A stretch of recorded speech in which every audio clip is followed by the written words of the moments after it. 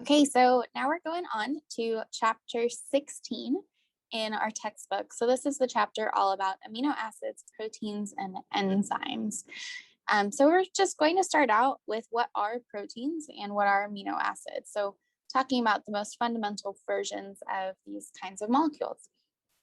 So simplistically, a protein is a biopolymer.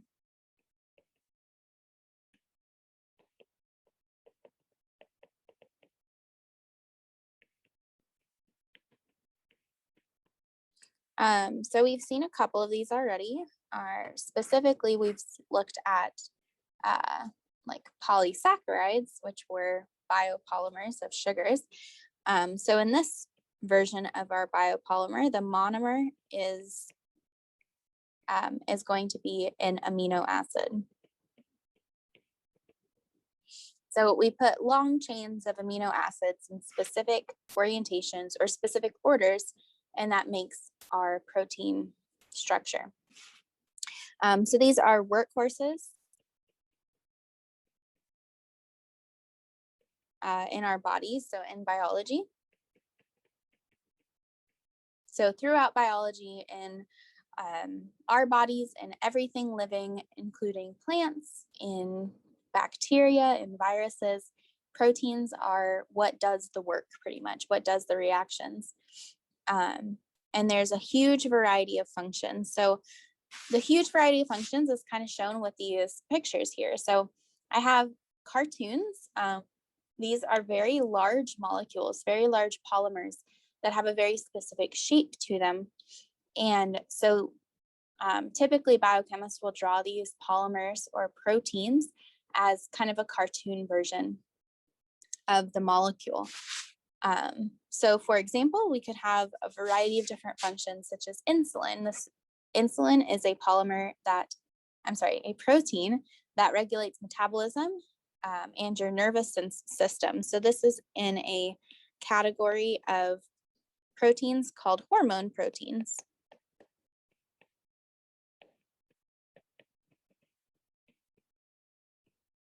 We also have something called trypsin, which is it can catalyze biochemical reactions in your body. So these are enzymes. So when you have a protein that acts as a catalyst, that is what's called an enzyme. And we'll look more at more specifics about enzymes in section 4 of this chapter. Another one we could have is a transport protein. So hemoglobin, for example, hemoglobin is the protein in your blood cells that carries essential substances around your body. So hemoglobin itself does not catalyze the process or regulate anything. It actually just carries specific substances. We also have myosin. This is a kind of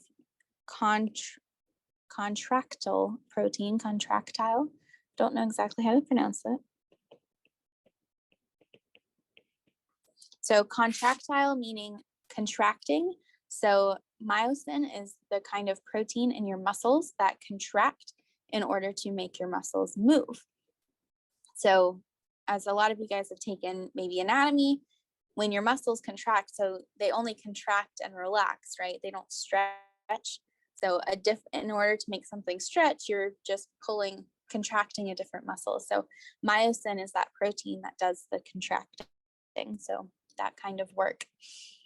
We also have protection proteins. So such as an antibody.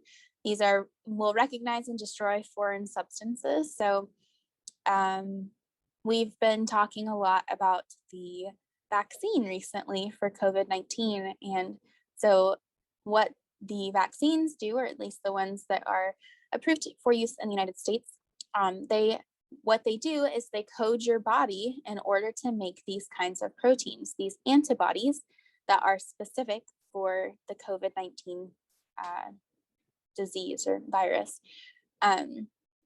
So those vaccines code your body to make these particular proteins. It's like an instruction manual to tell your body to make these antibody proteins. I also kind of think it's funny because especially in this picture, it kind of looks like a itty bitty little dude with boxing gloves. Maybe that's just me. I don't know, but recognize and destroys foreign things, boxing gloves. I don't know. We also have structural proteins.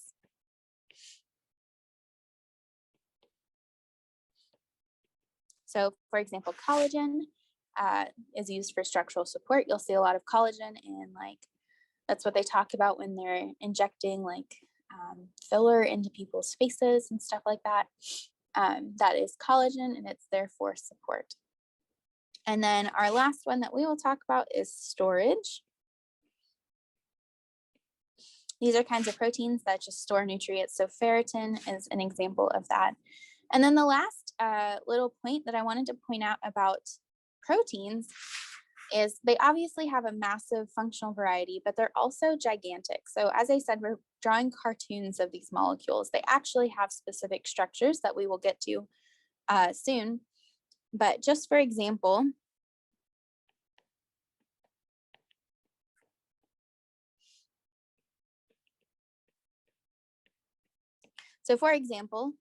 a glucose molecule, its molecular weight is 180 grams per mole.